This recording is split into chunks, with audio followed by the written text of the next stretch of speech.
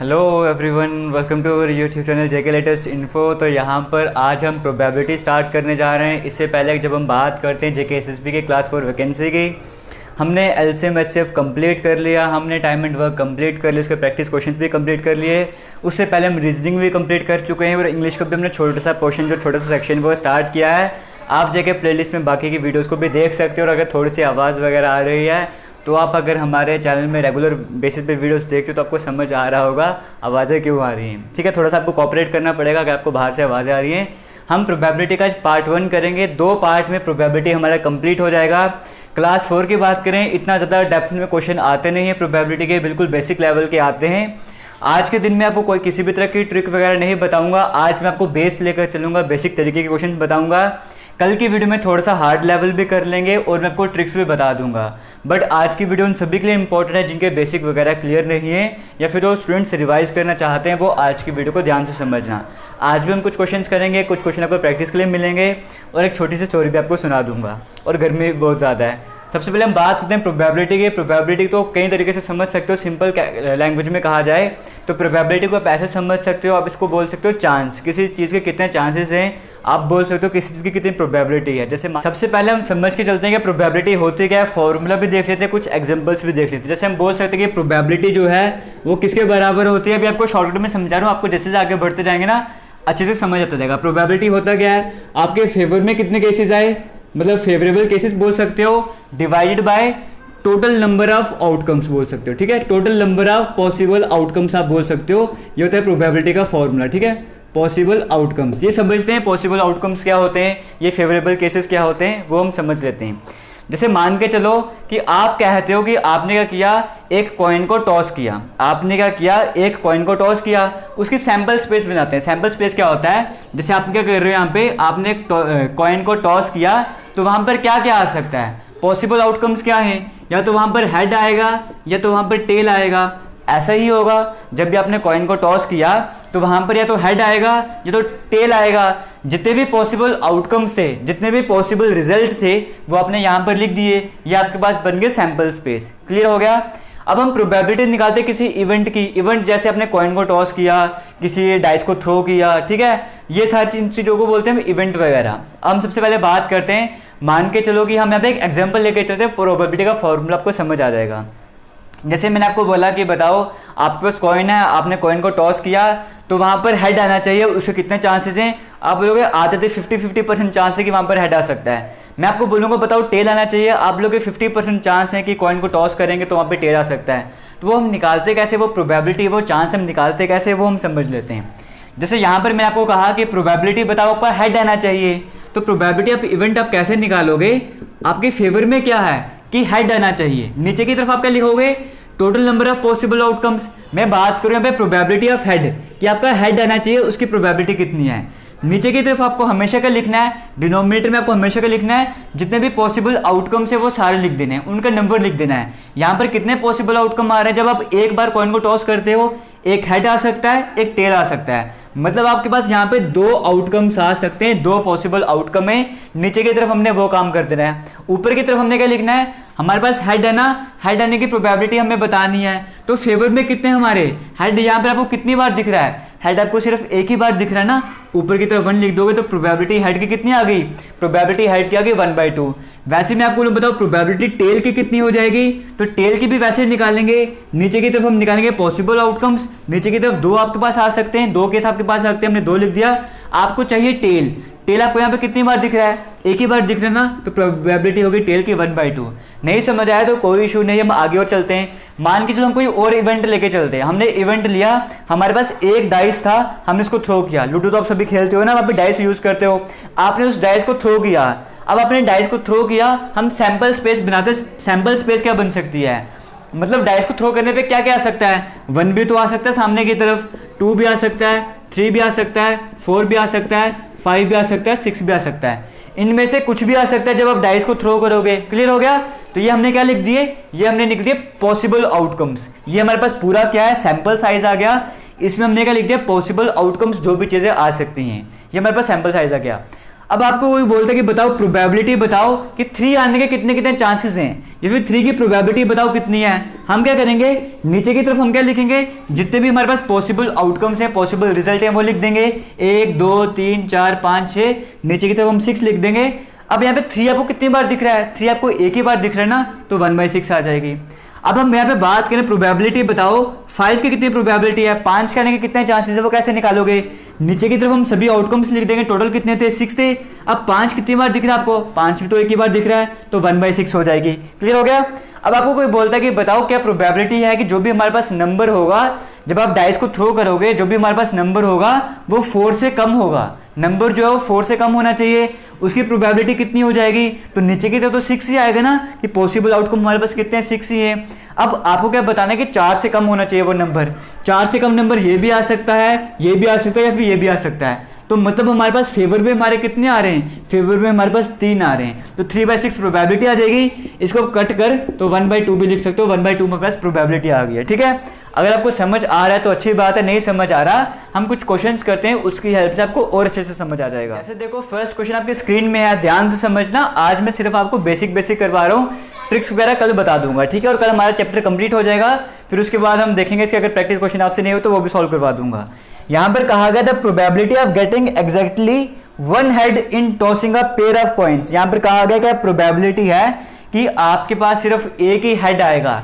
जब आपने कॉइन को टॉस किया, आपने 2 कॉइन को, यहाँ पे पेयर है ना, पेयर का मतलब क्या था 2, पेयर का मतलब 2 जोड़ा हो गया ना पेयर, तो 2 कॉइन को आपने टॉस किया, 2 कॉइन्स को आपने टॉस किया, तो कहा गया बताओ क्या प्रोबेबिलिटी है कि वहां पर एग्जैक्टली आपको एक हेड वहां पर मिलेगा, इसकी क्या प्रोबेबिलिटी है। सिर्फ आपको एग्जैक्टली एक हेड आपको वहां पर मिलना ही चाहिए, इसकी प्रोबेबिलिटी आपको बतानी है, तो वो हम देख लेते हैं।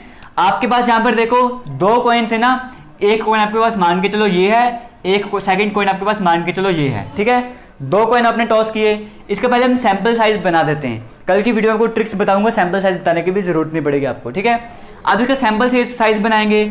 मान के चलो जब हमने टॉस किया तो पहले वाला जो कॉइन था वहां पर हेड आ गया और दूसरे वाले में भी हेड आ गया। एक तो हमारे पास ये हो सकता है ना, 2 कॉइन टॉस किए ना, हो सकता है पहले वाले कॉइन में भी हेड आ गया हो, दूसरे वाले में भी हेड आ गया हो, एक ये भी बन सकता है। दूसरा केस हमारे पास क्या बन सकता है कि पहले वाले कॉइन में तो हेड आया हो लेकिन दूसरे वाले में टेल आ गया हो, ऐसा भी तो हो सकता है।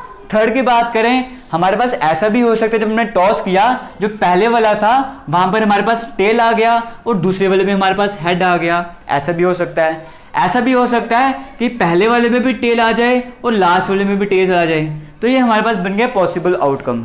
इतना क्लियर हो गया, एक ये 2 3 4 हमारे पास पॉसिबल आउटकम यहाँ पर बन चुके हैं, इतना आपको समझ आ गया। यहाँ पर क्वेश्चन में क्या कहा गया है, क्वेश्चन में यहाँ पर कहा गया है probability of getting exactly 1 head, कि कम से एग्जैक्टली एक ही हेड मिलना चाहिए। हेड कितना होना चाहिए, सिर्फ एक ही हेड होना चाहिए। अब यहाँ पर फिर से वही काम है, प्रोबेबिलिटी का फॉर्मूला क्या है, आपके फेवर में कितने आ रहे हैं, divide by total number of possible outcomes. Possible outcome यहाँ पर कितने, एक ये हो गया, 2 3 4 हमारे पास पॉसिबल आउटकम यहाँ पर हो चुके हैं, इतना क्लियर हो गया। ये हो गया total number of possible outcomes. हमें ऊपर की तरफ क्या लिखना है कि हमारे फेवर में कितने हैं, हमारे फेवर में कौन सा होगा जहां पर एग्जैक्टली एक हेड होना चाहिए, एक से ज्यादा हेड नहीं होना चाहिए। एग्जैक्टली का मतलब एक हेड होना चाहिए। एक हेड आपको यहां पर देखने को मिल रहा है, एक हेड आपको यहां पर भी देखने को मिल रहा है। इसको हम ले नहीं सकते क्योंकि यहाँ पर हेड तो आ ही नहीं रहा, इसको भी नहीं ले सकते, इसमें 2 हेड आ चुके हैं। हमें वो वाला इवेंट चाहिए था जहां पर हमें एक हेड एग्जैक्टली मिल जाए, एक हेड हमें यहाँ पर भी मिला, एक हेड हमें यहाँ पर भी मिला। क्लियर हो गया, तो 2 हमारे फेवर में थे, इसको काटोगे तो 1/2 आपके पास आ जाएगा। 1/2 आपको ऑप्शन नंबर डी में देखने को मिल रहा है, तो ऑप्शन नंबर डी आपका जो है वो करेक्ट हो जाएगा। इतना मुझे उम्मीद आपको समझ आ गया होगा। तो चलते हैं आगे, नेक्स्ट क्वेश्चन की बात करते हैं।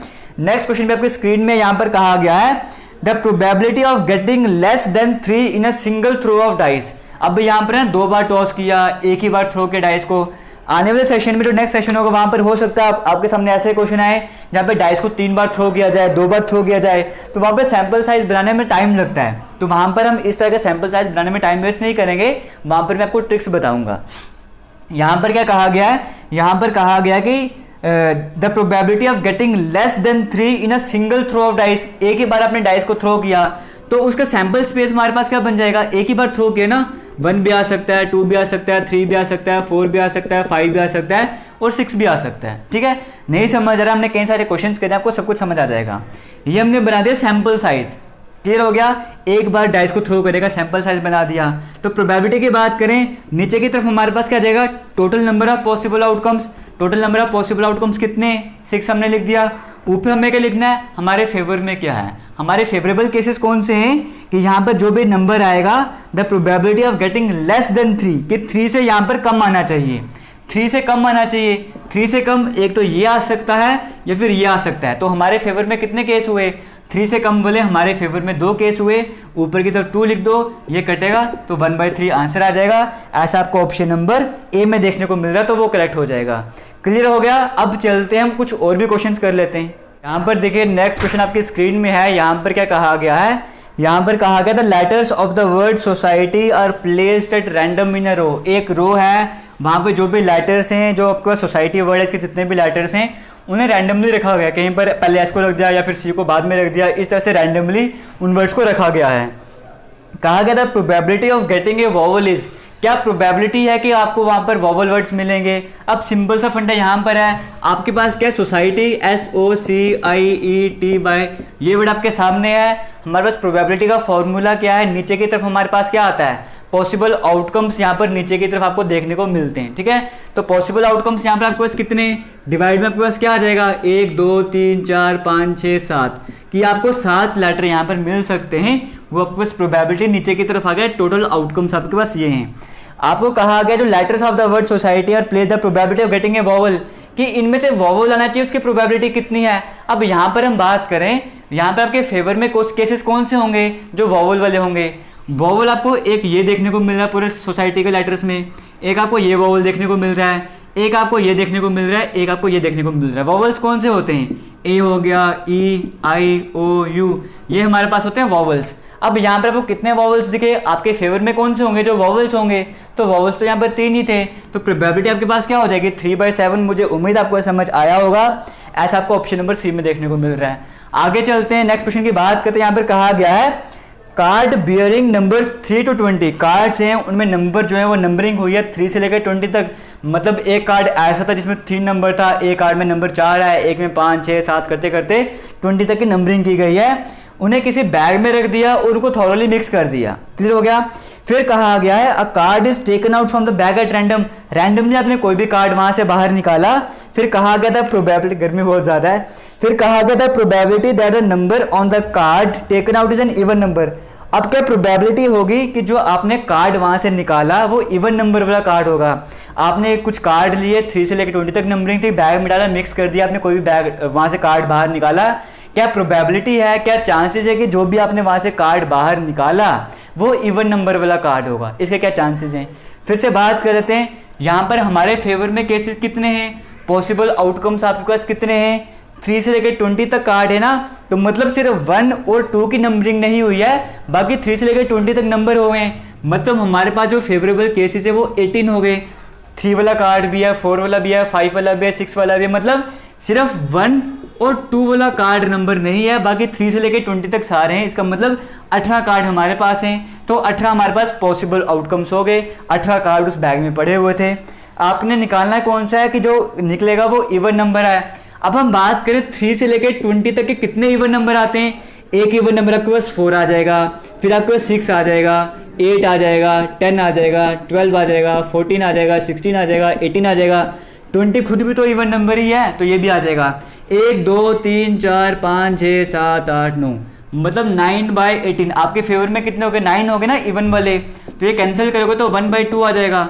तो 1/2 आपको कहीं पे देखने को मिल रहा है, आपको 1/2 डी ऑप्शन में देखने को मिल रहा है। इसका मतलब डी ऑप्शन आपका करेक्ट हो जाएगा। मुझे उम्मीद आपको ये सब कुछ समझ आ रहा होगा। आगे चलते हैं, नेक्स्ट क्वेश्चन की बात करते हैं। यहाँ पर कहा गया था probability of getting A consonant from the word माहिर इज, क्या प्रोबेबिलिटी है कि जो अब हम बात करें, ये आपके सामने वर्ड एक माहिर वाला, ये आपके सामने एक वर्ड है माहिर वाला, क्या प्रोबेबिलिटी है कि यहाँ पर जो आपको कॉन्सोनेंट मिलेगा, जैसे मतलब माहिर की बात करो, इस वर्ड में आपको कोई कॉन्सोनेंट मिल जाए, इसकी प्रोबेबिलिटी कितनी है। तो फिर से वही काम है, हमारे पास total number of possible outcomes कितने हैं, कितने आपके पास रिजल्ट आ सकते हैं, 1 2 3 4 5। मतलब 5 लेटर आपके पास आ सकते हैं ना, तो प्रोबेबिलिटी आपके पास मैक्सिमम आउटकम्स कितने हैं, पॉसिबल आउटकम्स कितने हैं, 5। नीचे की तरफ लिख दिए। ऊपर की तरफ क्या लिखोगे, जो आपके फेवर में क्या है, आपके फेवर में क्या है कि वो कंसोनेंट होना चाहिए। कंसोनेंट वाले कौन से हैं, सिर्फ ए ई आई ओ यू वॉवल थे, बाकी सभी कंसोनेंट होते हैं। ये तो वॉवल हुआ, ये हो नहीं सकता, ये भी हो नहीं सकता, मतलब 1, 2 और 3 ही है जो आपके फेवर में है, जो कंसोनेंट है। 3/5 आपको कहीं पे देखने को मिल रहा है, बी ऑप्शन में आपको 3/5 देखने को मिल रहा है, तो वो आपको करेक्ट हो जाएगा। मुझे उम्मीद है आपको प्रोबेबिलिटी का थोड़ा थोड़ा समझ आ रहा होगा, प्रोबेबिलिटी है क्या, आप किसी भी चीज़ के चांसेस मैथमेटिक्स में कैसे निकालते हो। आगे चलते हैं, नेक्स्ट क्वेश्चन हमारे पास है क्वेश्चन नंबर 16, तो वो हमारे पास नेक्स्ट पेज में है।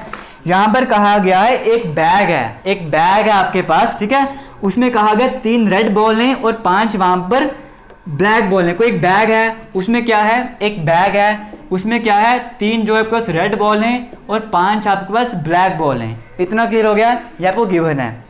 फिर कहा गया है a ball is drawn at random from the bag.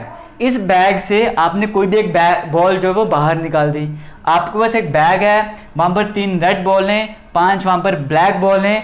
आपने क्या किया, आपने रैंडमली कोई भी एक बॉल वहाँ से बैग से बाहर निकाली। फिर कहा गया the probability that a red ball drawn is, क्या प्रोबेबिलिटी है कि जब आप यहाँ पे हाथ डाल के बाहर निकालोगे वो जो बॉल होगी वो रेड कलर वाली होगी, उसकी प्रोबेबिलिटी क्या है। यहाँ पर देखो फिर से वही काम है, नीचे की तरफ हम क्या लिखेंगे कि आपके पास पॉसिबल आउटकम्स कितने हैं। पॉसिबल आउटकम्स कितने हैं, 5 ब्लैक बॉल हैं, 3 रेड बॉल हैं, टोटल आपके पास 8 बॉल है ना, मतलब 8 बॉल इस बैग के बीच में पड़ी हैं। तो पॉसिबल आउटकम्स कितने हो गए कि 8 आपके पास आउटकम्स हो गए। मैक्सिमम नंबर ऑफ रिजल्ट्स आपके पास 8 आ सकते हैं यहाँ पे, ठीक है। अब आपके पास रेड बॉल आनी चाहिए ना, तो रेड बॉल की प्रोबेबिलिटी कितनी है, रेड बॉल आपके पास 3 है ना, तो इन तीनों में से कोई भी आ सकती है। मतलब 1, 2, 3, 4, 5, 6, 7, 8, इस तरह की 8 बॉल पड़ी हैं। प्रोबेबिलिटी बताने के वहां से रेड बॉल निकलेगी। रेड बॉल आपके फेवर में केसेस कौन से हैं, आपके फेवर में 3 केसेस है ना, क्योंकि 3 रेड बॉल हैं, तो अब 3 लिख दोगे। 3/8 आपको यहाँ पर दिख रहा है, ऑप्शन नंबर 3/8 आपको ए में देखने को मिल रहा है, आपको समझ आ रहा होगा। नीचे हमने क्या लिख दिया कि टोटल नंबर ऑफ केसेस या फिर मैक्सिमम रिजल्ट आपके पास कितने आ सकते हैं, 8 आ सकते हैं। ऊपर की तरफ आपको क्या लिखना है, आपके फेवर में कितने हैं, आपके फेवर में कौन से होंगे, जो रेड बॉल वाले होंगे। रेड बॉल वाले आपको दिखे 3 है, आपने ऊपर की तरफ 3 लिख दिया, तो 3/8 आपके यहाँ पे प्रोबेबिलिटी आ गई है। मुझे उम्मीद है आपको ये भी समझ आया होगा। आगे चलते हैं, नेक्स्ट क्वेश्चन की बात करते हैं। 16 वाला तो हो गया, आगे हमारे पास 17 क्वेश्चन नंबर। यहाँ पर कहा गया एक चाइल्ड है, a child has a die whose 6 faces show the letter as given below. बच्चा है, उसके पास एक डाई है जिसके जो 6 फेसेस हैं उसमें 1, 2, 3 की जगह ABCDEF लिखा गया है। तो कहा गया डाई को एक बार फेंका गया, तो बताओ क्या प्रोबेबिलिटी है कि वहां पर डी सामने आएगा, क्या प्रोबेबिलिटी है वहां पर डी सामने आएगा। ऑप्शन आपके सामने स्क्रीन में, इसका आंसर आप मुझे कमेंट सेक्शन में कमेंट करके बताओ कि इस क्वेश्चन का आंसर क्या होगा। हम आगे चलते हैं, नेक्स्ट क्वेश्चन की यहाँ पर बात करते हैं। यहाँ पर कहा गया है अ कॉइन इज टॉस ट्वाइस, एक कॉइन है उसे 2 बार टॉस किया गया, ठीक है, एक कॉइन है उसे 2 बार टॉस किया गया, तो बताओ क्या प्रोबेबिलिटी है कि वहां पे दोनों हेड आ जाएंगे। अब फिर से वही काम आ गया ना, हम पहले सैंपल साइज बना देते हैं। एक कॉइन हमारे पास ये आ गया, सेकंड कॉइन हमारे पास ये आ गया। अब इसका सैंपल साइज तैयार करते हैं। हो सकता है कि यहाँ पर क्या था, एक कॉइन इज टॉस ट्वाइस, एक ही कॉइन था, उसने आपने 2 बार आपने क्या किया, उसको टॉस किया, ठीक है। तो मान के चलो पहली बार आपने ये टॉस किया था, दूसरी बार आपने उसी कॉइन को यहाँ पर टॉस किया। एक ही कॉइन था लेकिन हमने 2 बार टॉस किया, तो हमने यहाँ पर लिख दिया, ठीक है। Probability of getting both head, तो हो सकता है जब आपने पहला टॉस किया हो वहां पर हेड आया हो, दूसरा टॉस किया हो तब भी हेड आ गया हो। सेकंड केस की बात करते हैं, हो सकता है पहले केस में हेड आ गया हो, दूसरे केस में टेल आया हो। थर्ड केस की बात करते हैं, हो सकता है कि पहले केस में टेल आ गया हो, दूसरे केस में हेड आ गया हो, फोर्थ केस में दोनों जगह टेल हो गया हो, ऐसा भी हो सकता है। एक बार खुद आपको नहीं समझ आ रहा है इस तरह की चीजें, खुद भी ट्राई करो। यहाँ पर क्या प्रोबेबिलिटी है कि वहां पर आपको दोनों हेड ही मिलेंगे। तो यहाँ पर नीचे की तरफ हमारे पास मैक्सिमम रिजल्ट कितने हो सकते हैं, 1, 2, 3, 4, तो 4 लिख देंगे। आपके फेवर में क्या है, दोनों हेड होने चाहिए, दोनों हेड आपको एक ही जगह मिल रहे हैं ना, तो 1/4 आपको ऑप्शन नंबर सी में देखने को मिल रहा है, तो वो आपके पास करेक्ट हो जाएगा। इसके साथ चलते हैं हम आगे की तरफ। कार्ड्स वाले कुछ क्वेश्चंस रहते हैं, पहले आपको कार्ड्स का जो बेसिक फंडा है मैं आपको वो समझाऊंगा, उसके बाद हम कार्ड वाले क्वेश्चंस भी करेंगे, आपको प्रैक्टिस के लिए भी क्वेश्चन भी मिलेंगे, वो भी आपने अच्छे से करने, सही से करने। और इससे पहले छोटी सी स्टोरी आपको सुना देता हूँ मैं। 2 बच्चे होते हैं, जुड़वा बच्चे होते हैं वहाँ पर, तो वो स्टार्टिंग के डेज में तो ऐसा रहता है उनको पहचानना भी मुश्किल होता है कि मतलब उनके मम्मी पापा भी सही से नहीं पहचान पाते उनको कि कौन सा लड़का को किसका नाम क्या है, किसका नाम क्या, बिल्कुल सेम टू सेम फेस होते हैं ना उनके, मैच कर रहे होते हैं यहाँ पर। तो एक बार क्या, तो धीरे धीरे ग्रो कर रहे होते हैं वो मतलब सिर्फ फेस बाय लुक से ही वो एक दूसरे की तरह दिखते हैं, बाकी जो उनका नेचर वगैरह होता है वो बिल्कुल टोटली डिफरेंट होता है। अगर नेचर के अकॉर्डिंग पहचानने की कोशिश करो, वो आसानी से पहचान सकते हो उनको, ठीक है। वो दोनों लड़के जैसे जैसे बड़े होते हैं तो वो क्या करते हैं कि मतलब अमीर होते हैं उनके पापा वगैरह, तो वो कहते हैं कि हम क्या करेंगे, अब जो हमारे पास पैसे वगैरह वेल्थ वगैरह है वो हमें दोनों में इक्वली बांटनी है, तो हम दोनों में इक्वल बांटना चाहते हैं। तो एक लड़का उनमें से बोलता है, वो बोलता है कि नहीं, हमें इक्वल नहीं बांटना चाहिए, हमें क्या करना चाहिए, जो ज़्यादा इंटेलिजेंट है, जो ज़्यादा डिजर्व करता है, उसे ही ज़्यादा पैसे देने चाहिए, दूसरे को नहीं देने चाहिए। तो उस हिसाब से चलना चाहिए, इक्वल शेयरिंग यहाँ पर नहीं होना चाहिए। तो पापा उनके डिसाइड करते हैं कि हाँ ठीक है, ये बात भी सही है, जो इंटेलिजेंट है उसमें ज़्यादा दे देंगे, तुम्हारी हम बात सुन लेते हैं। हम एक टास्क रखते हैं यहाँ पर, हमने क्या करना है, आपने हो सकता है स्टोरी सुनी भी हो। वो कहते हैं कि हमने एक टास्क रखना है, आपने आज यहाँ से चलना स्टार्ट करना है। इनकी ज़मीन बहुत बड़ी ज़मीन होती है उनकी, ठीक है। कहते हैं कि आपने यहाँ से चलना स्टार्ट करना है, दोनों ने एक ही टाइम पर निकलना है, और आप एक दिन में जितना डिस्टेंस कवर कर सकते हो कवर करो। जो ज़्यादा डिस्टेंस कवर करेगा ना उसको उतनी ज़्यादा ज़मीन दी जाएगी। और आपने शाम होने तक वापस घर में पहुँच भी जाना है। सुबह आपने निकलना है और शाम होने तक आपने घर में पहुँच जाना है। जो ज़्यादा डिस्टेंस ट्रैवल करेगा उसको ज़्यादा ज़मीन मिलेगी, उसको ज़्यादा पैसे मिलेंगे। जितने ज़्यादा ट्रैवल करोगे उतना ही ज़्यादा पैसे मिलेंगे आपको, इस तरह का कहा जाता है। और कंडीशन रखी जाती है, आपको घड़ी नहीं दी जाएगी। अगर आपको वॉच दी गई तो वो कंडीशन यहाँ पर रखी गई है, रूल्स हैं कि आपको बिना वॉच के जाना है, अपने हिसाब से गैस वगैरह करके वापस रिटर्न करके लौटना भी है। लौटना ज़रूरी है, वापस आना ज़रूरी है। नेक्स्ट जब वो दोनों निकलते हैं वहाँ से सुबह सुबह के टाइम पर, जिस लड़के ने कहा होता है कि जो ज़्यादा इंटेलिजेंट होगा उसको ज़्यादा जगह वगैरह मिलेगी, उसको ज़्यादा प्रॉपर्टी मिलनी चाहिए, वो स्टार्टिंग में भागना स्टार्ट करता है और थोड़ा तेज़ी से निकलने की कोशिश करता है, सोचता है कि मैं ज़्यादा डिस्टेंस कवर करूँगा। और जो दूसरा लड़का है वो स्लोली मतलब बड़े मज़े से आराम से चल रहा होता है, और वो डिसाइड करता है कि जैसे दिन का टाइम होगा, दिन के टाइम तक 12 बजे तक मैं जहाँ तक मैं पहुँच जाऊँगा वहाँ से मैं रिटर्न कर जाऊँगा, क्योंकि यहाँ से मुझे वहाँ पहुँचने में जितना टाइम लगेगा, अगर मैं यहाँ से सुबह 8 बजे निकल रहा हूँ तो रात को दिन के 12 बजे वहाँ पहुँच रहा हूँ, तो मुझे 4 घंटे वहाँ से वापस आने में भी तो लगेंगे। तो जैसे दिन का टाइम होगा, सूरज सीधा सर के ऊपर होगा, मैं वापस रिटर्न कर जाऊँगा।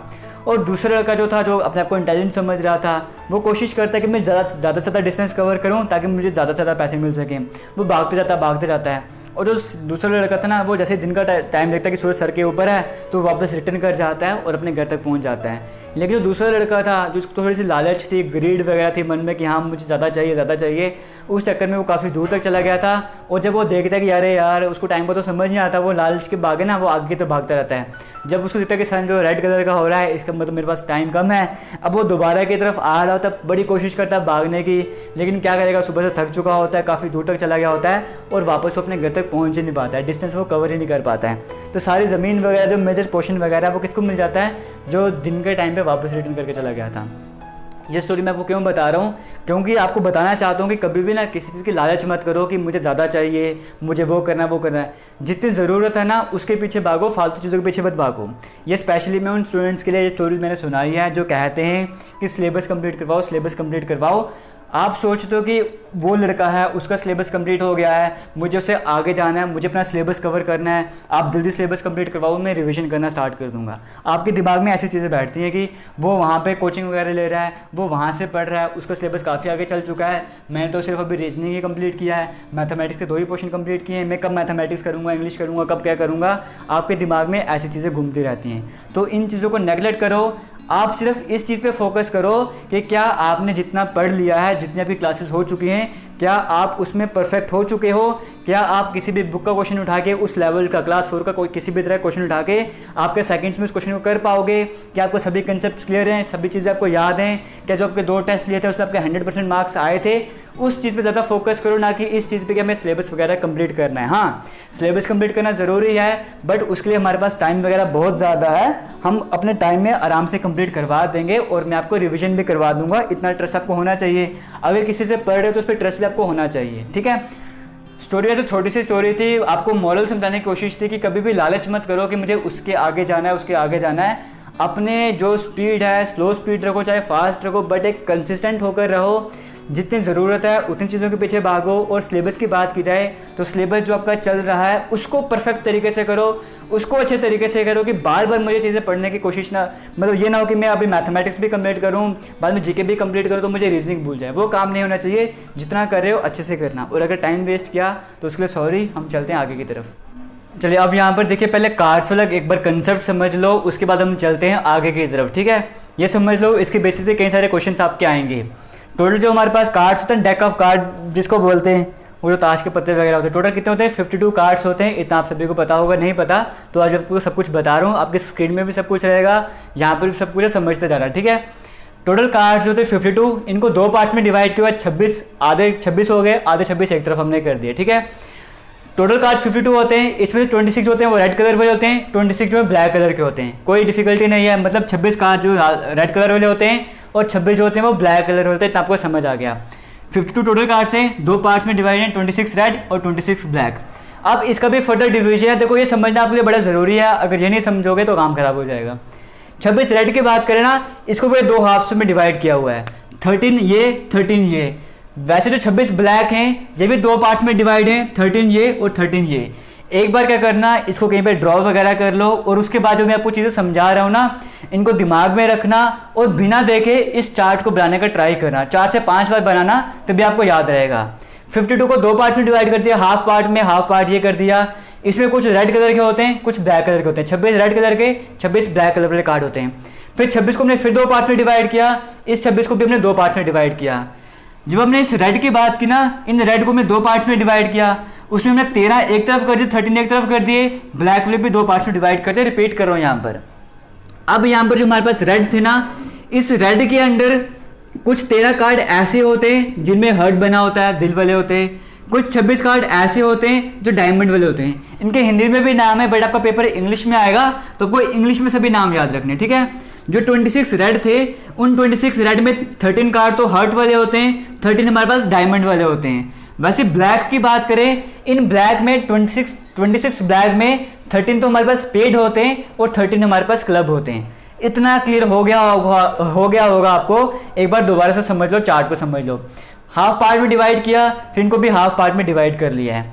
अब ये चीज़ ध्यान से समझना, चाहे ये वाले 13 हो, चाहे ये वाले 13 हो, चाहे ये वाले 13 हो, चाहे ये वाले 13 हो, इन सभी में इसमें भी आपको एक एस देखने को मिलेगा, इसमें भी आपको एक एस देखने को मिलेगा, यहाँ पर भी एक एस होगा, यहाँ पर भी एक एस होगा। मतलब ये 13 जो कार्ड्स हैं जिनमें नंबरिंग है, एक कार्ड में एक नंबरिंग है, एक में 2 नंबरिंग है, 3 नंबरिंग, 4 नंबरिंग, इस तरह से 13 कार्ड हैं।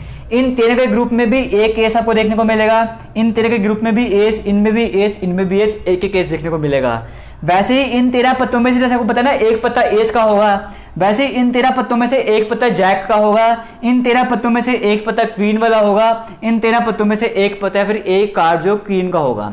वैसे इन 13 की बात करें, इन 13 में भी एक जो कार्ड हो वो एस वाला होगा, एक जैक वाला, एक क्वीन वाला, एक किंग वाला। मतलब इसमें भी 4 कार्ड ये वाले हो गए, इसमें भी 4 कार्ड ऐसे होंगे, इसमें भी 4 कार्ड ऐसे होंगे, इन 13 में भी 4 कार्ड ऐसे होंगे। इतना आपको समझ आ गया, ठीक है। अच्छे से समझना, ये जो ना जैक, क्वीन, किंग, इनको बोलते हैं फेस कार्ड, क्योंकि इन पे फेस बने होते हैं। इनको क्या बोलते हैं हम? इनको बोलते हैं हम फेस कार्ड। क्लियर हो गया। अब आपसे कोई पूछे कि बताओ ये जो 52 कार्ड्स हैं, इसमें एस वाले टोटल कितने कार्ड होते हैं? तो आपको पता है एक एस यहाँ पर है, एक एस यहाँ पर, एक एस यहाँ पर, एक एस यहाँ पर, मतलब टोटल आपके पास 4 एस वाले कार्ड होते हैं। वैसे आपसे कोई पूछे कि बताओ इन 52 कार्ड्स में कितने कार्ड ऐसे हैं जो जैक वाले होते हैं, तो आपको पता है कि एक जैक यहाँ पर है, एक यहाँ पर, एक यहाँ पर, एक यहाँ पर, टोटल कितने जैक हो गए? 4 हो गए। कोई आपसे पूछे क्वीन कितने होते हैं, तो एक यहाँ पर, एक यहाँ पर, एक यहाँ पर, एक यहाँ पर, 4 हो गए। वैसे किंग भी यहाँ पर 4 हो गए। इतना आपको समझ आ गया, ठीक है। ये बेसिक सी इन्फॉर्मेशन आपको पता होनी चाहिए इन चीज़ों के बारे में, अगर आप प्रोबेबिलिटी का क्वेश्चन पेपर अटेम्प्ट करना चाहते हो तो। आपसे कोई पूछे बताओ टोटल रेड कार्ड कितने होते हैं, तो आपको पता है 26 रेड कार्ड होते हैं। आपको कोई पूछे कि बताओ हर्ट वाले कितने होते हैं, आपको पता 13 होते हैं 52 में से।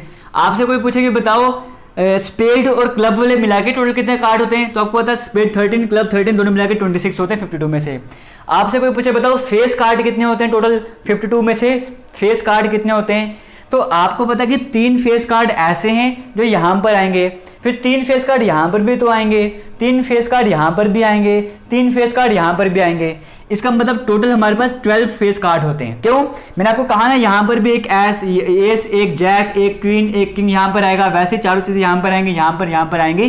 तो उस तरह से बात करें, यहाँ पर भी 3 फेस कार्ड आएंगे, यहाँ पर भी 3, यहाँ पर भी 3, यहाँ पर भी 3, करते करते टोटल हमारे पास 12 फेस कार्ड हो जाएंगे। बेसिक इन्फॉर्मेशन, बेसिक जो फंडा था वो आपको यहाँ पर समझ आ गया होगा। यहाँ पर और कुछ भी नहीं समझाने वाला। अब हम चलते कुछ क्वेश्चंस वगैरह देख लेते हैं यहाँ पर, वो समझ लेते हैं वो कैसे करने होते हैं। जैसे यहाँ पर एक क्वेश्चन आपके स्क्रीन में है, ये क्वेश्चन नंबर 8 यहाँ पर कहा गया, ठीक है, यहाँ पर कहा गया what is the probability that the card drawn is red. क्या प्रोबेबिलिटी है कि जो कार्ड आप निकालोगे, 52 कार्ड्स हैं उसमें से कार्ड आप निकालोगे, क्या प्रोबेबिलिटी है कि वो रेड कार्ड होगा।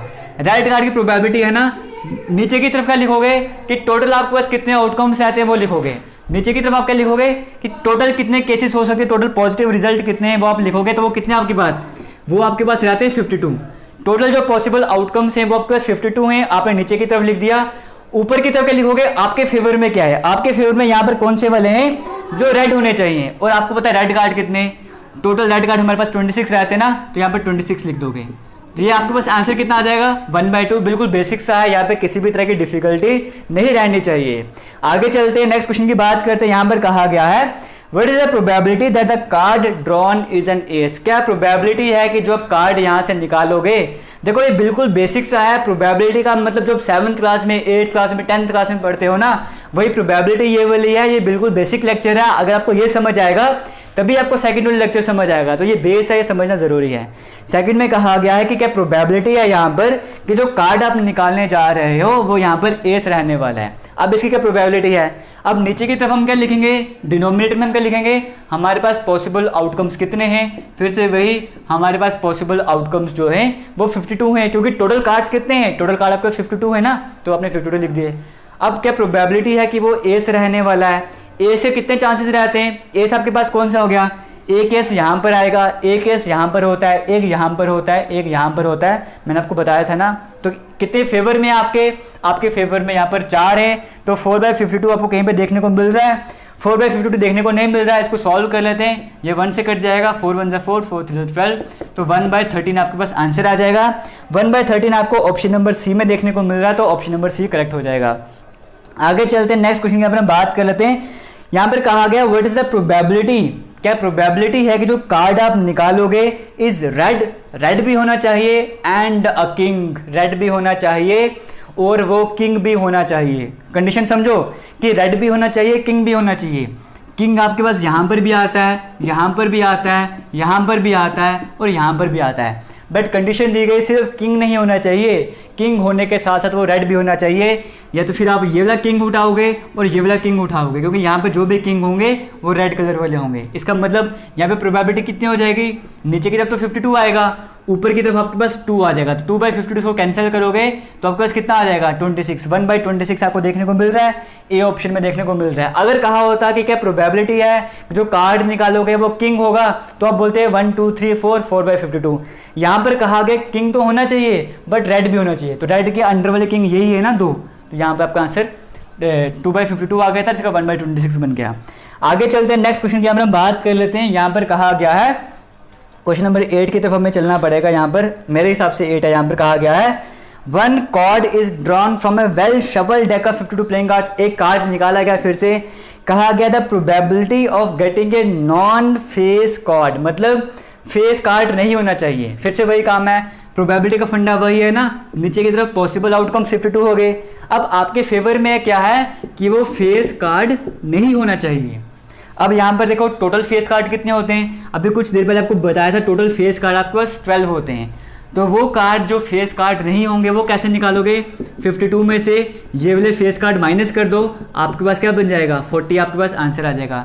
तो 40 कार्ड वो होते हैं जो नॉन फेस कार्ड होते हैं, तो आपके फेवर में तो यही रहे ना नॉन फेस कार्ड आपको बताने।